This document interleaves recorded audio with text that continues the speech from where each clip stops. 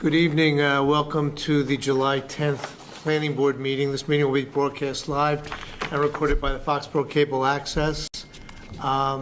There may be people who will call in or show up on Zoom this evening. I'm not sure if there will be, but in case they are, if anyone wishes to speak on any of the matters before the board this evening, please go up to the podium, speak into the microphone, state your name and address for the record. Thank you very much.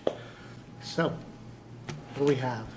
Good evening. I did not have a chance to update. A couple things have happened this week that are not listed on the planning report. First and foremost, I did forward to you that we did get our final determination letter of compliance for MBTA communities. So I can breathe a sigh of relief, at least for now. We have two final candidates for a conservation agent, which the Conservation Commission will be speaking with on Monday. They're both really well qualified, great candidates. I'm pretty excited about them. I'd like to work with either of them, so we'll see how that goes. Both new? Yes. Both new. Yeah. Not one of the former applicants? No. So we have master plan. We haven't had the best attendance, so if you have a chance to poke people and get them to attend one of our workshops, please do so. The surveys have been a little bit more successful, but you really need both, because the surveys give you quantifiable data that you can compare for a larger number of people, but it's shallower. You get a lot deeper, more insightful information when you get people in front of you in a room talking to you. So please encourage people, if you're out and about, to attend one of our workshops. We did have a workshop that's separate from, but will factor into the master plan that talks about the Schneider Electric property that will be up for sale. We had that community meeting on Tuesday. A lot of really, really good conversation. It gave me some good ideas for something that I'll probably throw out as like just a very rough draft, just to see what people have to say about it, because I think I found some ways that we can work with some of the concerns that residents had while allowing for some of the comments that other residents made. Again, it's going to be a heavy lift because you need a 2/3 vote to change zoning at town meeting, and that means that not only do 2/3 of the voting residents agree to change the zoning, but they also have to agree on the direction in which to change it. So it's going to be an uphill battle, but it's a conversation that's well worth having, and we'll be doing some kind of recorded presentations and information sessions on that, just so that people can have a little more information about what's happening and what they can do. I've already talked about the zoning map updates with you all. I won't get into that. Grant applications. I think I made you all aware that we did receive the Mass Gaming Commission tourism grant for close to $500,000. So we'll be able to make some ad buys and get some funnel some of the tourism dollars that are going to enter our region next year with the World Cup into our local businesses. We're still waiting to hear back on the bike path planning grant, so we'll see if we get that or not. We should hear back in the next week or two, according to their schedule that they gave me. That's really about it for the big events, but yeah, it's been a very, very busy week. Good. Anything on active subdivisions, guys? Yeah, a couple of things. The subdivision, 204 East Street, the Pioneer Estates, I spoke with the developer today. They will be coming to our meeting, our next meeting, to request to set up a bond. So they're that advanced, and the release of some of the lots in the subdivision. So that's exciting. We also have the plans for the Chestnut Street subdivision for the board to sign, to endorse. So after the meeting, if you can just stop by and do that. Thank you. Okay, thank you. Has Gabby, has work commenced at all on I'll get it. now I forget what I was going to say. I'll get you after. Okay. Yeah. Do you want a motion on them? Has everyone had the chance to read the minutes? Yes. Okay, I'll make a motion to approve the minutes from June 12th, 2025. I like it. All those in favor? Aye. I'll abstain. I was not there. Some of the shortest and briefest minutes ever. Is that a good thing or a bad thing? I thought it was a good thing. Close. Really, there we go. Right, it being Quickly, the train platform. Has any work commenced down there yet? They just asked to record their order of conditions, so. Okay. Gotcha. Good. I didn't want to forget it again. No, that's fine.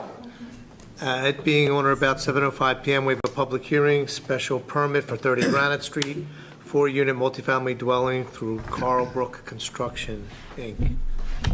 Good evening. Good evening, Mr. Chairman. My name is Bill Buckley. I work for Bay Colony Group, and I'm here representing the applicant, Carlbrook Construction, for the construction of a 4-unit multifamily dwelling on at 30 Granite Street. So I'm going to just share my screen here.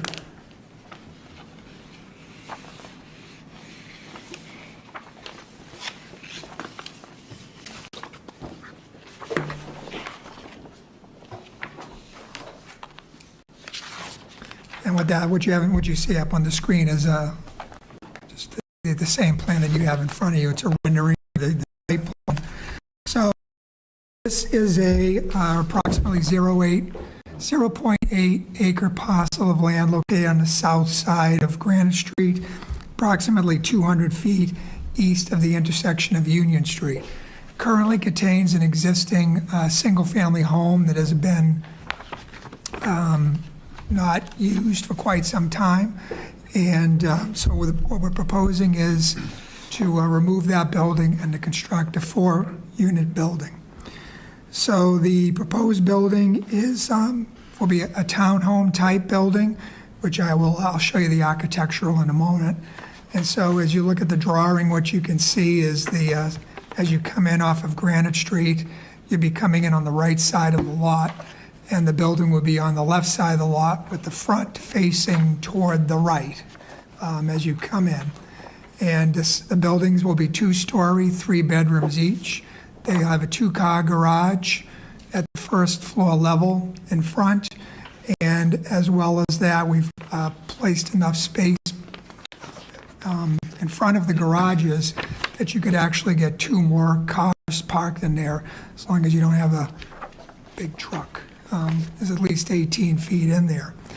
We also have 2 other parking spaces at the end of the parking lot that you can see there. So not counting the spaces in front of the garage, we have 2.5 spaces per unit. And the local bylaw requires 2.25. And in fact, in reality, we have 4.5 spaces per unit. So we think we have enough spaces for the proposed use. It certainly complies with the zoning. One of the things you'll note that there's no dumpsters on this site. We don't have a dumpster. What the developer has decided is he is going to have, it'll be just pickup, as if you lived in a single family or a 2-family. So you bring your trash out to the street, and so that eliminates the requirement for a dumpster, which is sometimes an issue with people. The site is served by municipal water, as most of the town is. So that will continue to be. Of course, it comes in off of Granite Street right now. It's just a small water service. We'll be upgrading that to what we think will be about a 6-inch water service. We don't know yet because the fire suppression engineer hasn't designed it. But we will be bringing a 6-inch main off of the current main on the street, because we're going to be adding a hydrant to the front of the building. So as you come into the driveway, you look to the left, if you look at the drawing there, you'll see a hydrant. We've gone over that with the fire department. What they do is they like to, when they come in, they drop their hoses and then move in. In addition to that, this building will be sprinklered because of the size of the building. And as you look at the building from the street, again, the right front corner is where the sprinkler room will be, which will be in the basement, but they'll have access from the front. Again, that's a fire code requirement and issue. We're not sure right now what it will be. It could be gas, it could be electric. The building code is constantly changing, kind of pushing people toward electric everything. Plus, You're talking about heat? Yes, heat in it, yeah, heat. And gas has just become an issue with dealing with the gas company. So I have clients that just aren't interested in dealing with them, even if it's available. So that's an unknown at this point. It doesn't really matter. The site will be served by an on-site septic system. So if you look at the drawing right there, this side of the building on the left side as you're looking at the drawing, this will be the septic system. It's just a regular septic system that you have in front of your house. It's stone and trench, other than the fact that it's going to be for 12 bedrooms instead of your home, which is probably more typically for 4 bedrooms. The site itself, if you have a chance to walk out there, and I hope you do, you can, when you look at the site from the street, it kind of goes up a little bit, pretty flat, and then if you go into the backyard, you'll see it's a bowl. So there's a bowl in the backyard. It's very obvious. If you look at this drawing here, between the site and Union Street, there's a decent height differential on there, so everything drains down into the site from that area. And then it's relatively flat to the northeast or the east, as I'm pointing right now, and down here again, it's pretty much the same. So what we're going to do is kind of replicate that the way it's happening now. The water goes in. We've done soil testing back there with the Board of Health witnessing it. So we did it for the septic system on that left side as you're looking at the drawing, and in the rear we did some for the drainage system. So what we'll do is, as you've seen, I'm sure many times, certainly in the designs I present to you, we try and separate out the roof drain system from the parking lot system. We try not to mix it. And that's what's called an LID, low impact development element, because the water coming off the roof is clean, quote unquote, and the water coming off your driveway is not. So it has to be pre-treated before it goes into the drain system. So we separate those out, and the same thing you'll see here. So all the roof drains will go down through gutters and be piped separately into this system. And then the driveway, for the most part, pretty much from the front of the building right here all the way back, will be served by one catch basin. And before the water goes into that catch basin, we'll be using what's called a tree box filter, which you've seen in designs before. It looks like a curb inlet. It has like you see in like the downtown area, but a little bit higher, where you have the grates and the trees come up through it. So what happens is the runoff from the parking lot goes into that tree box filter. There's a mixture of wood chips, mulch, gravel, stone. It cleans itself as it goes down through, and then it will go into the catch basin and then into the subsurface drain system. The drain system has been designed for the 100-year storm, the 1% probability storm, which is the current standard. And what happens is the water goes in and infiltrates. For the really biggest storm, you might have a little bit of surcharge in the back, which means it would come out of the inspection ports, but it will remain in the backyard because the backyard will remain a bowl. And we'll capture the runoff coming off of between Union and the rear. That will be channeled by these grades here on the side. We've created a little separate depression in the back there in order to capture that. That whole area is going to be grassed. So you'll see a little depression over there, but for all intents and purposes, you won't know that anything else is underneath there. There's no pole lighting on this site for the parking areas, so the garages will have lights on them, and the porches will have lights on them. And we've given you a photometric plan that shows that there's no spillage. These lights are what's called dark sky compliant, so they're not designed to light out, they're designed to go up. Well, actually, they're all designed to go down. They're not even designed to go up. So they're dark sky compliant. And we kept them as low as we possibly could in that area. We have landscaping on either end. There is a sheet in there done by the landscape architect, John Lineck, and it shows plantings over on each of the sides. They're, I think most of them are Jolly Green giant evergreens, which is similar to the ones you'll see in the parking lot in the back here. If you look behind the town hall, I mean, those are, those have been there a while, so they're much higher, but these grow, I think, a foot or two a year. So they'll provide a nice buffer within a relatively short period of time.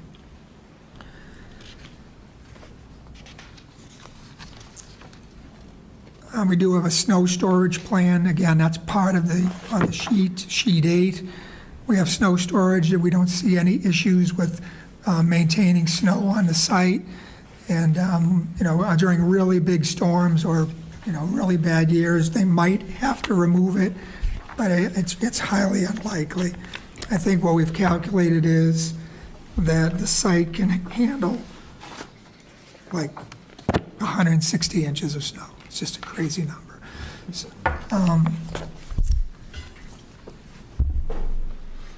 this is in the R15 zoning district. We are surrounded by single-family and duplex homes. I don't think there are any other multifamilies in the area, but it is designed for multifamily. We do meet the front, side, and rear setback requirements for it, and as well as the area requirements for this.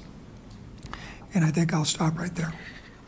Couple quick questions. So you mentioned earlier on about the park. Did you say there was 2 additional spaces in addition to the ones in front? Where were those 2 spaces? They're right here on the end. Okay. See those right there, yeah.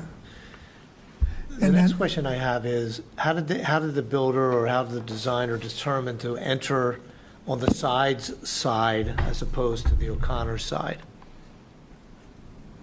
And the reason I'm asking is because I live on Granite Street, having nowhere near this particular parcel, but right at the outcropping up on the corner there, on Yeah. the side, there's a huge rock outcropping and a boulder there. yeah, So if someone's waiting to make a right-hand turn there, and then someone is, because normal traffic is coming down Granite Street might not be an issue, but if they're turning into the driveway there, could that be a problem?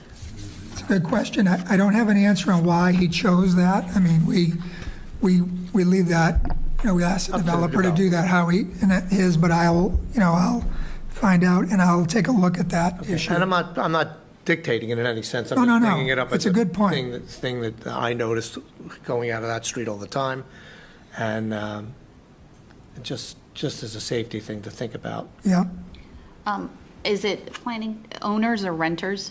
What does the developer have in mind? The developer at this point this will be a condo, so it'll be sale. And so will the developer make the decision about whether it's going to be electric service versus gas? Yes. So here I am, Harry homeowner, everything's electric, and then I find out 2 years later that I could get gas there. Am I allowed to make a different determination and put a gas thing in, if I pay for it or however that's done, or once it's set, it's set? I don't know. I don't know. I don't really know how it works when they build those. I know if you have It may be oil. right in the condominium documents that it's. Yeah, it might be. I don't know, I'm just asking. I don't know. I'll find out. Well, it would involve coming in, but it would have to get the approval of everybody else. That's a very good point. You would have to get the entire. Right, because it would be, the greenery would be jointly owned by the Yeah. four Very good condos. point. I do know, I understand, because I know personally, if you have oil, it's easy to go to gas or propane or back and forth. It's a change in the nozzle in it, but I don't know about the electric. I don't know how that works. It's a whole different system. Yeah. Yeah, right. You'd have baseboards in every room. Yeah, I wouldn't want electric either, not at the cost of electricity at this point. More efficient than it used to be. What is that green stripe? Didn't say it's. Oh, that is actually part of the project.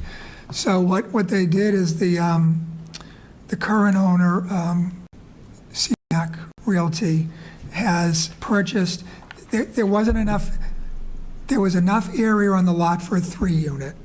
So he purchased a sliver of land from the O'Connors in the back there in order to create enough area to handle a 4-unit building. So that's how it picked That's up the creative. additional. I don't think I've seen that before.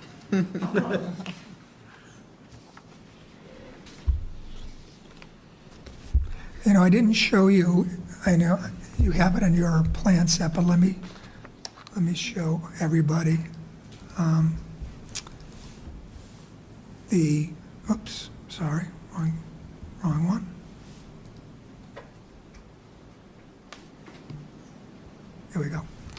So this is what the front of the building would look like. This is the color. It gives you the look of it, the type of materials that will be used. The building will be 34 feet high. The maximum height in the R15 zone, actually in the R15 and R40 zone is 35 feet. So that applies to single families, duplexes, multifamilies. So this will be 34 feet high. So similar to a two-story single-family home or duplex home. I can go to the next page. It doesn't give you the pretty colors, but it gives you the look. So you can see this is the rear of the building. Each unit will have a porch. You can see the bump out in the back. The 4 different units. The sides are pretty basic.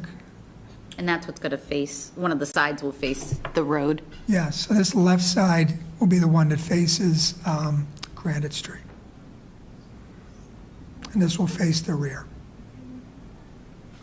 So that's the look. I'm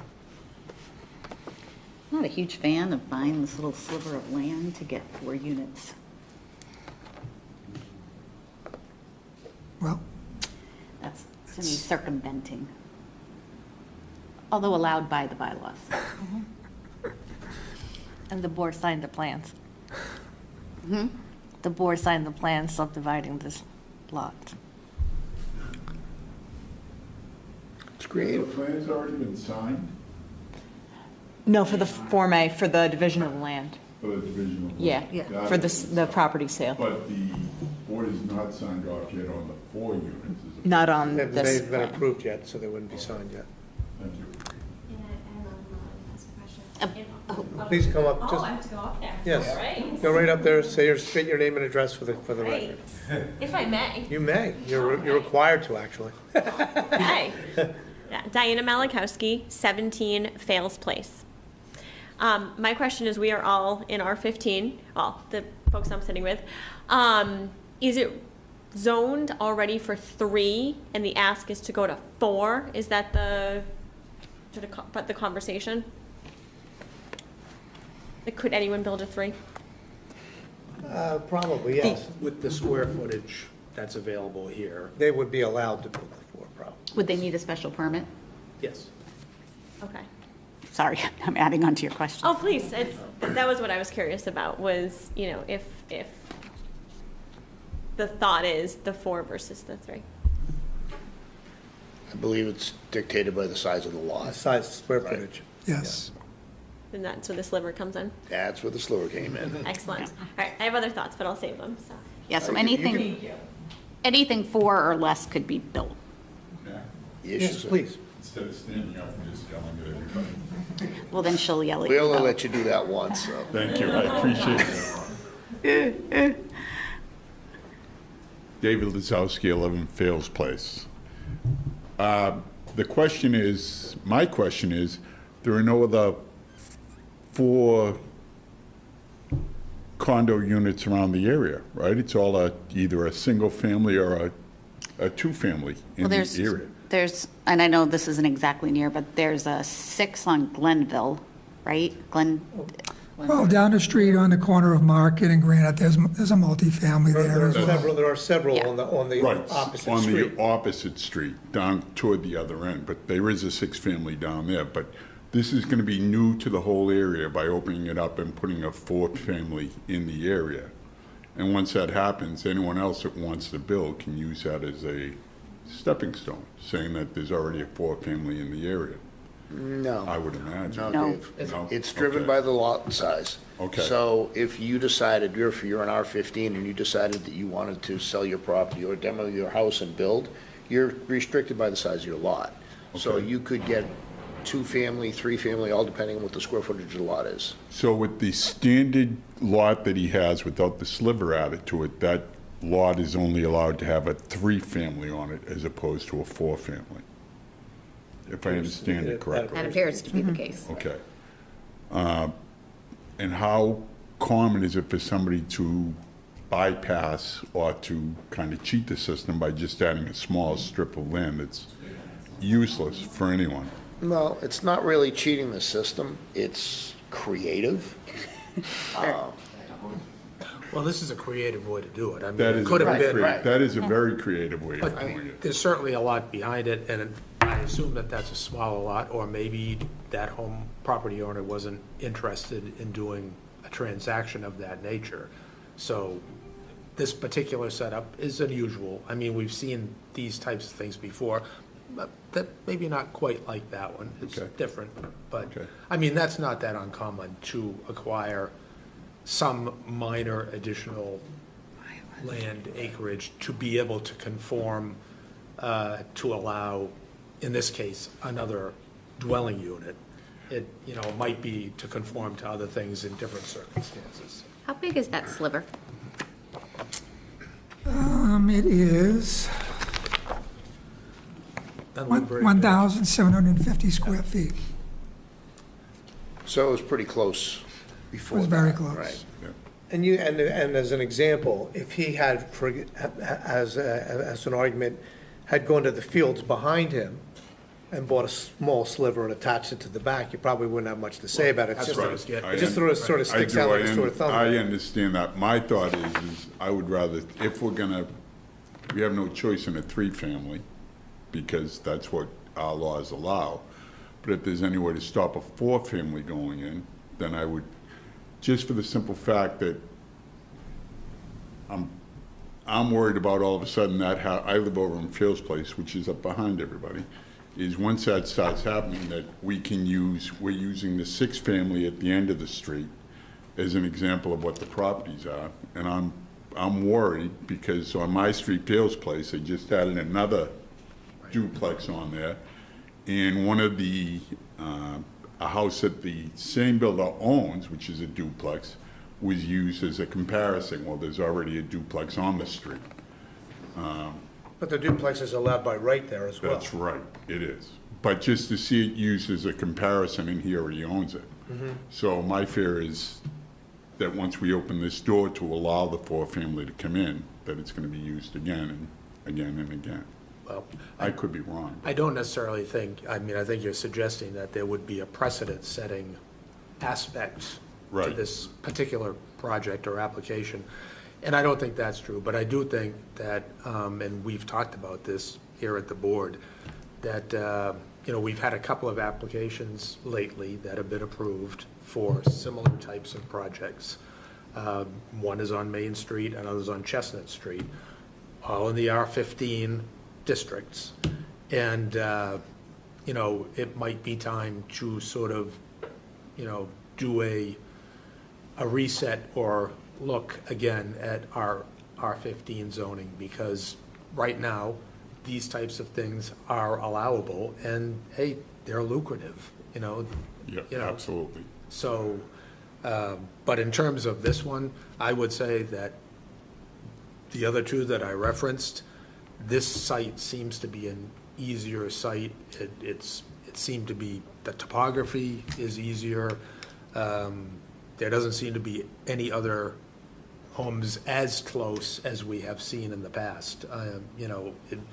It just seems to, believe it or not, I know it's not what you want to hear, it seems to be a little less shoehorned than Oh, yeah. some of the others we've seen. I would go with a lot less shoehorned, actually, Jeff, because there's minimal waivers that are being asked for here, and there's some of these come in front of us, and it's frontage waiver, setback waiver, this waiver, and surprisingly, there's very little here.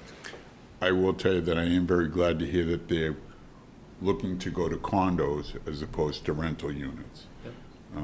And that's a problem I have on my street now, is everything's going, this developer is going to rental units as opposed to condos. I would rather have Ownership. ownership Yeah. in the neighborhood as Absolutely. opposed Totally to get it. rental. So for that fact, I'm very grateful. And don't get me wrong, I know. I don't love this idea myself, but in terms of, there's no precedent just for this being allowed. It is happening, for different reasons. Okay. Bill, what waivers are being asked for? None. Done. Oh, that's why I can't find them. That's why I said, Tracy, this is really surprising that there's nothing there. Sure. May, please. You don't have to run. I like running. Okay. I thought I saw you senior around town. Usually with his dog. My name is Eric Delisle. I live at 29 Granite Street, right across the street from this development here. The first ask that I would have is for the property owners to clean up the entire situation over there. They don't have to knock down the building, but there are weeds taller than me in front of the building. There's garbage cans and garbage everywhere. It's been like that for a year since he purchased it, and it was like that for 10 years prior to him purchasing it too. And it's time. There's kids running around in the backyard every now and then that my wife is screaming at, saying, "Get out of there." It's got one of those. It looks like a haunted house, and I'm fearful that some, drunk teenagers are going to walk in there and fall through the floor and hurt themselves. Just as a point of clarification, the person who's applying for this was not the original purchaser, just so you know that. I a recent purchase. I heard something about that too, but either way. And cleaning it up would But you're not absolutely wrong. be a I part of pass- it. So I pass spend by it every $150 day, bucks and I- get a I landscaper brought out it- there. I brought it to other people's attention as well. Make it happen. It certainly needs to happen. All the cats are gone. We're happy about that. Hey, be nice to the cats. There were a lot of them. Anyway, the other thing we talked about, or he talked a lot about drainage, and I'm happy to see that a lot of the water is going to go to the back, because on a day like today, the entire street is a big puddle in front of my house, and it's dangerous. In the wintertime, you can't even walk down the street. If you're walking a dog, forget about it. If you're going for a jog, forget about it. You're on your butt. So I wonder if that can be fixed while this is going on too, because there's no way that it's going to get better. It can only get worse unless we can get some of the street runoff in front of my house, in front of my neighbor's. It's a completely separate issue. Yeah, that would be a separate issue. They don't own the That would road. be a DPW That's a issue as far as DPW. the road Yeah. goes. But as far as the runoff from that Called them and property. didn't get a response on that a couple months ago. So I don't know who to Well, talk to on that. we have a little bit of pull there, so. Yeah. But as far as It's the huge. It's a runoff from huge the issue. property, sir, And he that- cannot make it any worse than it currently is. Okay. That is in the That- bylaws. yeah. He cannot do Okay, that. so. that's good. I'll look forward to that. And then he mentioned or somebody mentioned the Union Street blind Yeah. coming out of that driveway. Yes. That's a really awesome point that you made, because people go flying down Granite Street in the first place. They don't even see Union Street on the left, or they don't care if it's there or not because of that big boulder that's on the corner. Which property is the boulder on? I believe. Right- It's on the next to side. next Do you to own the that sides. boulder? Who owns that boulder? I'm taking the fifth. Do you own that boulder, sir? In any case, it's a scary, it's going to be hard for them to take a left You know, because you or a live there. right. I live there, and I tell you, I inch out there. I Oh, mean, my you know, goodness. to make sure nobody's not flying down there and just gonna T-bone you, just to make a left or a right. Right. It's, And then even coming up the hill, Yeah. up Happy Hollow, people are flying too, and if somebody's trying to get out of that driveway, left or right, it's going to be trouble. Right. So something, Well, not that I Mr. want to Buckley change did- the plans. The plans look fine to me, everything's great, anything's going to be better than it's been for a long time. I'm a little bit concerned with having minimum four cars, could be up to 8 or 12 if there's teenagers with cars and whatnot. So that's going to add to a lot of traffic on a very narrow road already, and then you add the Union Street thing and the boulder and everything else. It's just going to be a little bit of, I just don't want people to get hurt. Then you add the ice from the runoff in the street, and that's all I got for the most part. Did I forget anything? All right. Thank you. Thank you. You took down, Bill, about talking to him. Do you own the boulder? He already pled the fifth, Tracy. You pled the fifth. So are you going to talk, you don't have to answer that. Are you going to talk to him about maybe moving the drive, flipping it? Well, I'm going to look at it. I got to go look at it myself. Yeah. And then I'll come back with an answer. And the answer might be cutting back on the rock. I don't know what the answer will be. He looks like he's going to cry. Is it your rock? My name is Bill Sides, and I live at 37 Union, which is probably the property most impacted by this project. And I will say up front, we just had a long talk, my wife and I, and we had decided we'd prefer to have the driveways on our side, but we did not consider the safety thing because we figured it's better to have the driveways, which usually are empty, than having people's backyards backed up to our backyard, and then you have all sorts of stuff. That's a very fair point. But, and we also, like Eric says, we're very interested in having an improvement because I can tell you right now that the raccoons will be mad when they tear the place down and a few other things. But we are concerned about drainage for a lot of reasons. First of all, from what I can see, and granted, I'm only a humble pharmacist, the basic level of the property right now is 284 feet above sea level. The floor of the garages is going to be at 290 feet above sea level, which means the entire land is going to be lifted up 6 feet. Now, understanding a little bit about gravity, it flows from the top to the bottom, and like, right now, if it rains at the house, the land, it doesn't go out the driveway into the street, it's level. Whereas now, the driveway is going to have an angle of about 6 feet above Union Street, so anything on the driveway is ending up in Union Street. I just want to reiterate what Ron said. They can, by our bylaws, they cannot make the drainage worse. So if for some reason, Well, that will make the drainage worse on the street. but this, I don't believe. Why don't we ask Mr. Buckley if he would like Mr. to Buckley, would address you that? like to address that? Sure. So, Thank you. one of the things we have to do is we have to review and make sure, as you pointed out, that the rate of runoff from the site, leaving the site, is no more than currently. And that's what we've done through the drainage system that I described.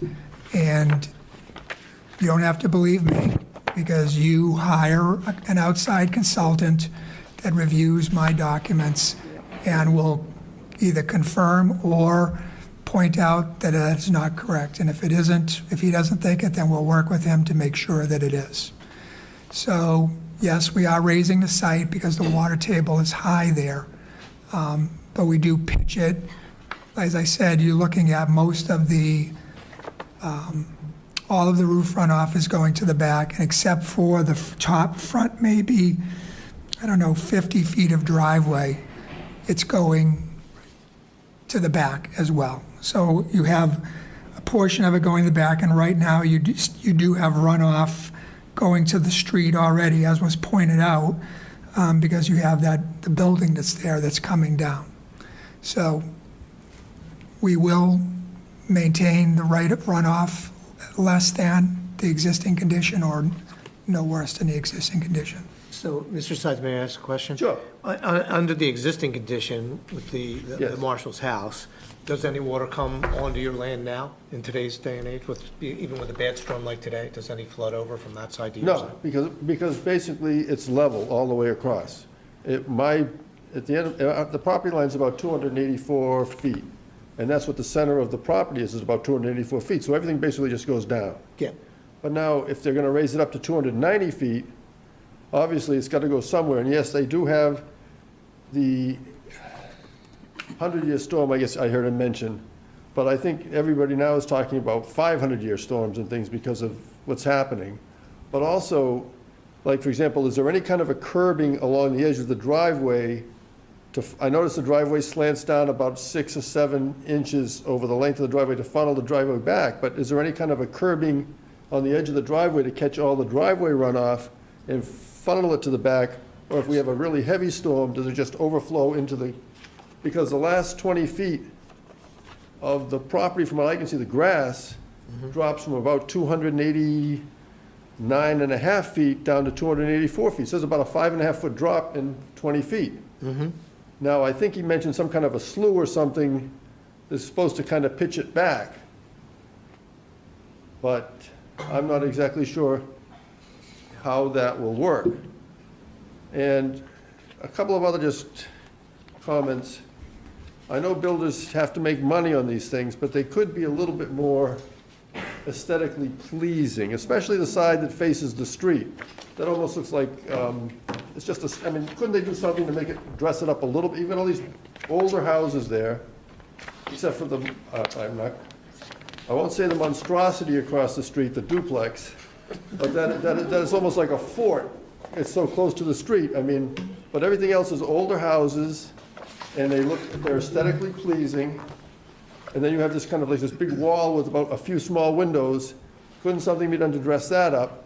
And then also, I think my wife and I have talked a little bit about the fact that we don't really want to have 18 arborvitaes, because we have kind of a barrier already. Then you put the arborvitaes, and it's going to be almost, it just doesn't seem like a very imaginative approach, because down at the very end of the property, they have some rhododendrons. Now, it would be nice to have some rhododendrons maybe we could look at, instead of, tucked down in the corner. Well, as we see as these big, we're not necessarily adverse to being able to see into their driveways. And I don't know quite and they say that these trees get big. They get very big. So I don't know if you wouldn't need 18 of them, if anything. And also they're only, so I just think that could be addressed a little bit too. I think the aesthetics are pretty poor.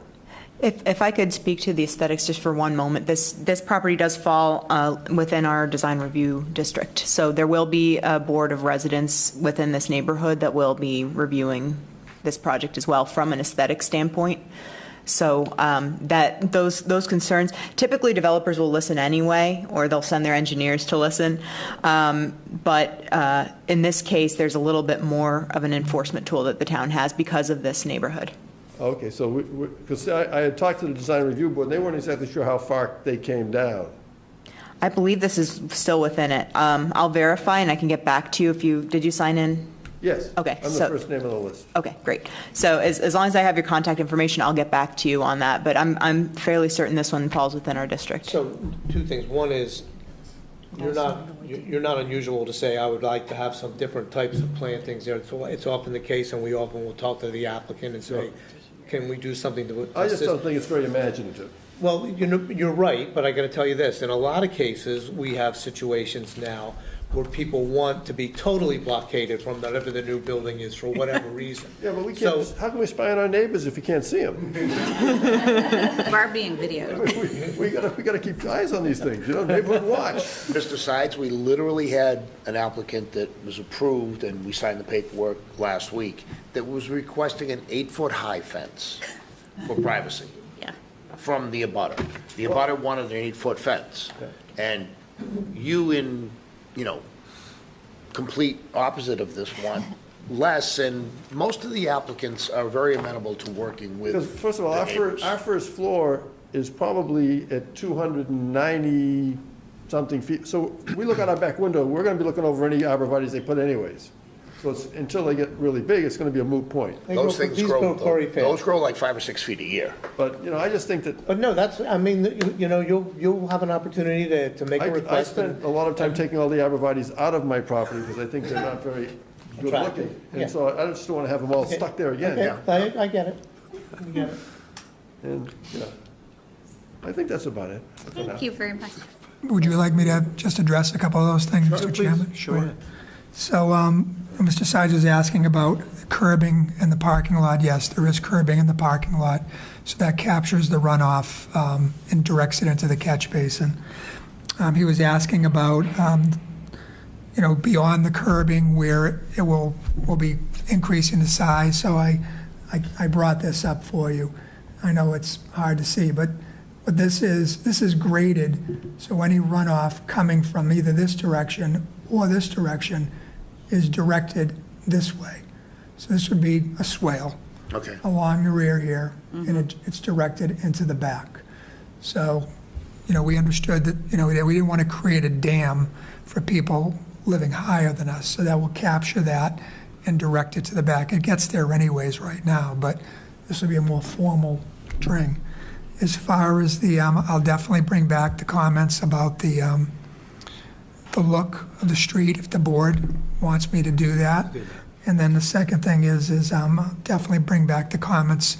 And as you stated, the board stated, we definitely work. That's a no-brainer to work with neighbors on the type of landscaping they want to see in there, especially if you don't want those arborvitaes, which are horribly expensive. So, if you want something different, I'm sure he'd be thrilled to talk to you about it.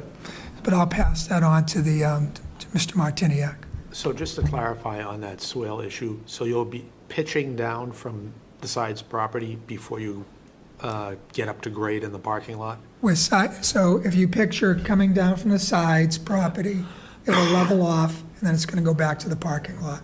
So that'll be creating that bowl in there, and we'll grade it so it goes to the back. And all either landscaped or grassed or whatever the resolution is? It's grass. Yeah, it'll be grass with trees in it, whatever type of trees or bushes that they agree upon. Yep, okay. Yeah, and please, mention the gable ends to him as well. Mention the what? The gable ends, where it's he's just like the little 5 windows, things that are there. Yeah. Okay.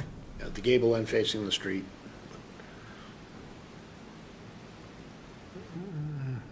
Okay. Anybody else? Please.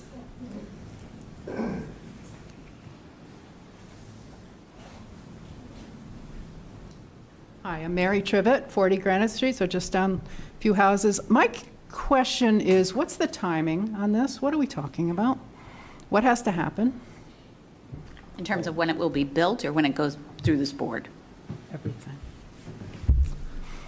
I can, It won't go to the board until the board's satisfied and all the public hearings are done, and, and we hear things, but go right ahead, Mr. Buckley, you were going to say something. no, you're right. It's just we have to work our way through the boards. It has to go before the design review committee. There's no conservation issues or anything here. It's really just the planning board. We don't, the town hires their own consultant to review my stuff, so that hasn't been accomplished yet. By the end of this meeting, we're going to ask for a continuation to probably August, at least. So it'll give us time to get the comments back, Right. address the comments that Yep. you and you neighbors and the board has brought up, and then we'll come back with at least the engineering comments done, and then hopefully work through all of the other items. We'll come back again and present it to the board, and you'll be here if you choose to. We'll get comments back, and, it's just an iterative process. It'll be, I would say at best, the fall. Right. And will he start construction? I have no idea. I have no, once this is approved, then you have to do architectural drawings and fire, mechanical, electrical, plumbing, fire protection. It takes quite a while. Right. So it's not like it's going to happen soon. No, that was my understanding. So the comment before about cleaning up the property, we've been looking at this for years and years and years, many years. The house is not in good order, the property is poor. It would help to just have someone come in, pick up the trash, which we've already talked about, and mow the lawn. It's not a lot, but it just would help. It's an eyesore. It It's is. terrible. What, two things. First, for the residents, you don't get another notification in the mail, so just make sure you're checking the website in terms of when this is going to come back on. Yep. So I just want to make sure of that. And then, when is the plan, because this kind of goes to your aesthetics, which I get, when does he plan to knock it down and clear the lot?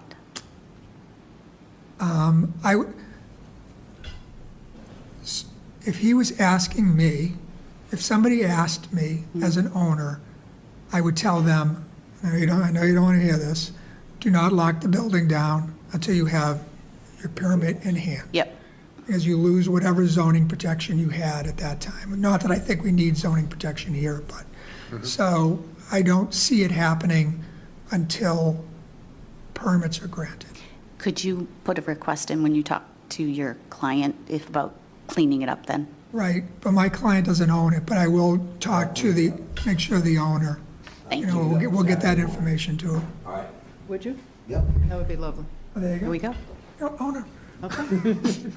Good man. He's a man of his word, too. I've known Chris a long time, so if All he's right, not there thank you very Saturday morning, call me and I'll call him. I look forward to it. I have a final thought, if that's okay. Sure. You guys are like one of the most well-spoken neighborhoods in town. It is Dang. well spoken. Very well Polite. spoken. Thank you, thank you. Diana Malakowski, 17 Fales Place. So I would echo, what my neighbor Dave there shared initially, that, I am very grateful that these are going to be owner occupied. I really, appreciate that from the builder, because what does make me a little nervous with some of this, I recognize we're in R15, we're not going to change that. But I do, there's a big problem both locally and nationwide that folks, my age, younger, anyone really, cannot afford a single family home or cannot afford their first home, which is a condo is a perfect place to start. And the concern that I have is a lot of these developments are exacerbating that. So I'm very glad to hear that this is going to be owner occupied.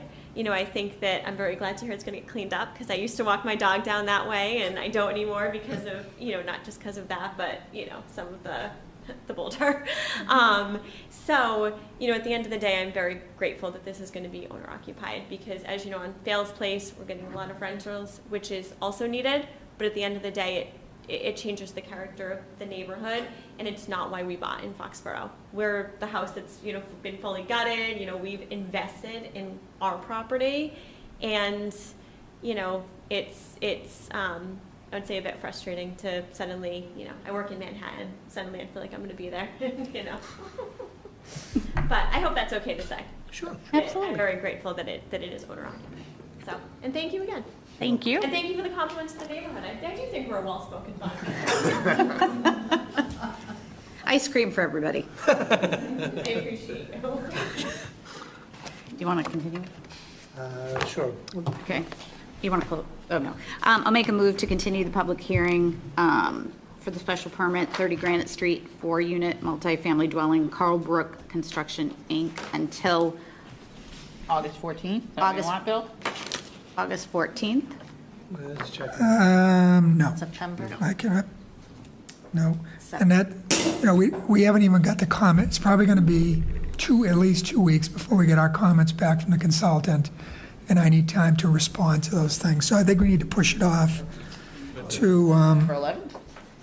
September 11th. September 11th at 7:05. 10? 7:05. 7:05, yeah. Second. All those in favor? Aye. Aye. So you will receive another notification, but check the agendas on our website or call our office to see if it's going to happen on September 11th. Okay. It's an easy enough date to remember. That sure is.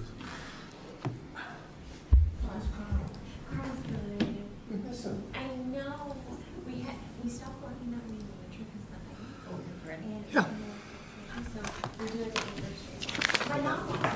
winter. It being sometime past 7:10 PM, we have a continued public hearing, site plan review, special permit, 0 East Belcher Road, Contractor's Yard, J. Cook Realty LLC. Mr. Chairman, we've requested a continuation for 2 weeks, which I put it in writing so that. He did. I apologize again. That was one of the things that It's all came right. in this afternoon. Busy.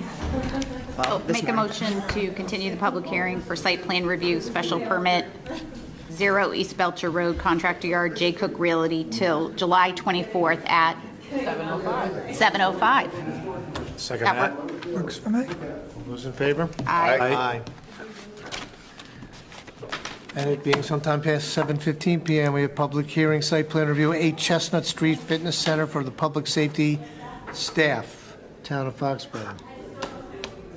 Not that this is our board's purview, but That was a nice group of people. They were. oh, I thought you said that wasn't nice. No, it was a nice. Yeah, it was very nice. Bless you. I'm used to that. I know, your face was kind of like, Those Fales people, lucky we didn't rot them out of here. okay, I had to look On a where rail. Fails was. I was like, I don't know where Fails is. Fails. Did they already get funding for this? Yes. You paid for it at town meeting. We paid, I thought it was just a dressing room. What happened to that? Yeah. I thought it was a locker room. Or was that too obvious, evidently? Well, there's the gentleman they want to talk about, the low spot in the street. There's a low spot on the street. Oh, yeah, I got that. Right after you pave my street. Good evening. Do you want to talk? You want me to? I mean, I can give it a quick, Since you're paying me, you might as well let me talk. I'll give it a quick history, and then I'll let you go through the details. For anybody that doesn't know, Chris Gallagher, Director of Public Works. We have a project over at the Public Safety Building at 8 Chestnut Street. The original intention was to move the women's locker room as an addition to the back side of the building. Yes. That's what I remember.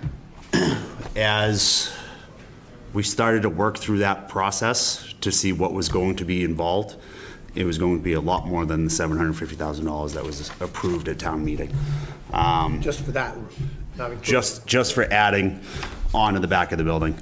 The infrastructure behind the building, the HVAC units, drainage systems, utilities, was just going to be through the roof. So we kind of took a second look at it. The police chief, working with his staff, facilities crew, permanent building committee, kind of took a second look at it and tried to figure out how they could accommodate the same features, increasing the space for the women's locker room while maintaining the existing infrastructure that they have. So in the existing public safety building, they have a workout facility for the police officers. It's required. It's in their union contract that they have on-site workout facility, but also needing to increase the space for the women's locker room. So the option was to remove the workout space from the interior of the building and make that a separate building on the property, taking over that workout space and moving the women's locker room, expanding it so that he has more space for that need, which is kind of where we are today. Adding that separate building triggered site plan review, which is where Mr. Buckley comes in and Bay Colony Group. So with that, I'm going to turn it over. Great. Chris, any questions? And both chiefs are good? Yes. So this is a 2,000 square foot building, as you can see in the back here. In red is the existing building, light gray is the parking. So what we're doing is we've kind of gone into the rear parking lot of the auditorium. And although we're close, but we have to go into the rear because of the size of the building. And then the grading was an issue. So what we've decided, grading became an issue, and then traffic circulation became an issue, not for cars, but for the police, and I guess the firemen, probably the police mostly, during stadium events like that soccer game the other day, have all these off-site people, they come in with buses, and they have to go through there. So by doing what we were doing, we were choking off that lane. So what we've done here is we've put the building in here, and we've removed some of the parking in the back. Did a couple of things. The first is it eliminated the requirements to have any walls because there's a pretty good elevation differential in the back there. It eliminated the requirement for us to do any drainage because by taking out that impervious, we've created a net decrease in the amount of impervious. Drainage still works.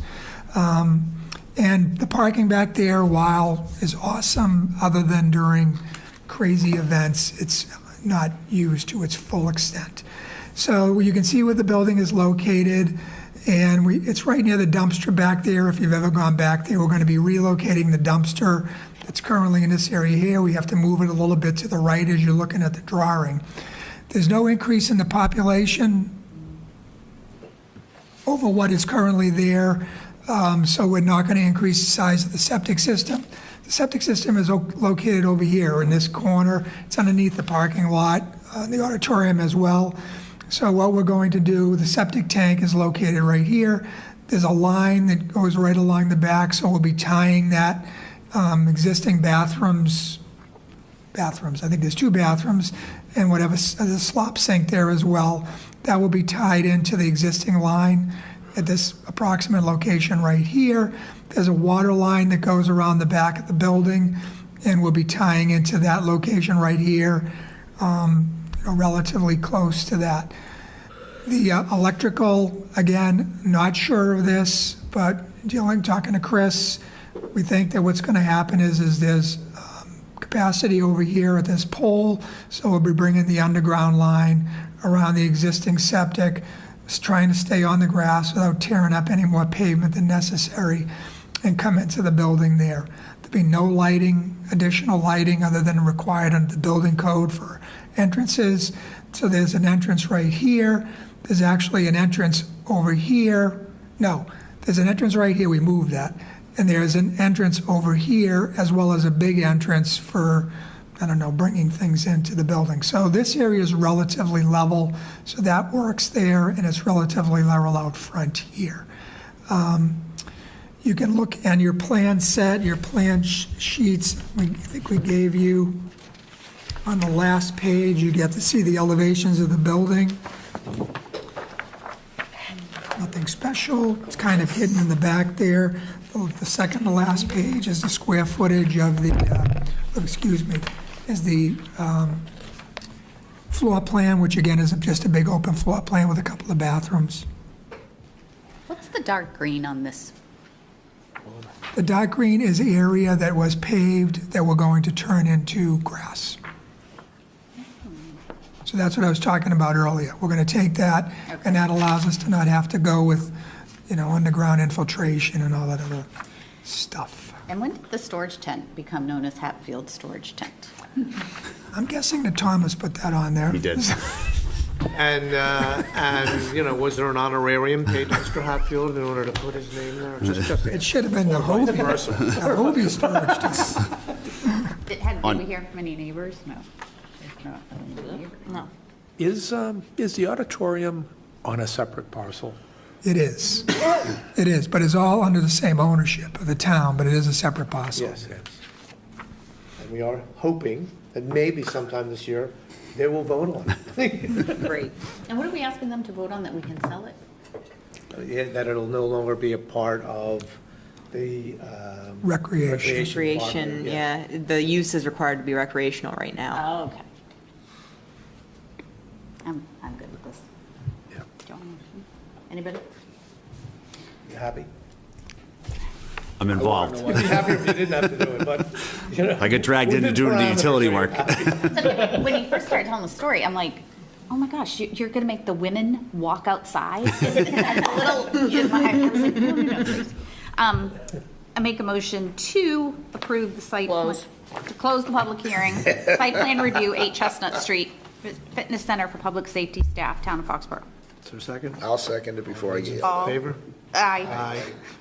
Make a motion to approve this site plan as drawn for 8 Chestnut Street, Fitness Center for Public Safety Staff, Town of Foxborough. I'll second that. All those in favor? Aye. Make a motion to adjourn. Geez, I need more And you clients can like actually you. get home with your family. It's like, it's a good night. I always run into his family at the nail salon. Motion to adjourn? Second. Sorry, man. I wasn't paying attention. Aye. Aye. Thank you all for your attendance. We have to sign. Hey, I know